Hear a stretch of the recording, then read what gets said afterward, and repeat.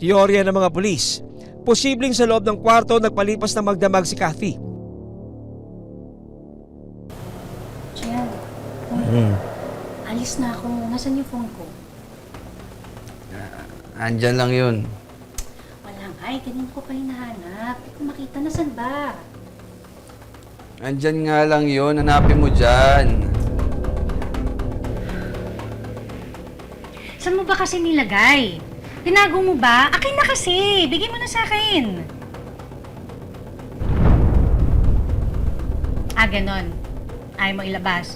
O sige, etong phone mo na lang yung kukunin ko, ha? Hoy! Akin na yan! Ano ba? Akin na! Ayaw mo ilabas yung phone ko eh! Akin na sabi mo eh! Pero umaga ng April 6, maaaring nagkaroon ng pagkatalo ang dalawa. Ano ba? Ano ba? Hindi ako makahinga! Hanggang ang pagkatalo nauwi sa sakitan. Sabi, di ba? Giant, ano ba? Hindi ako makahinga! At nang madampot ng suspect ang kable ng mikropono, Aga-aga nang bibwisit ka!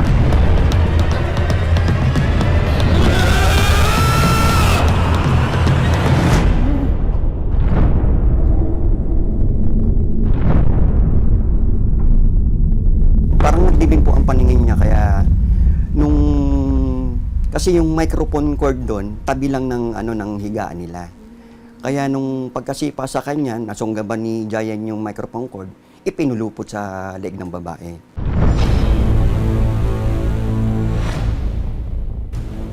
posibleng sinaksak ng suspect ang biktima gamit ang isang matulis na bagay ayon sa mga pulis.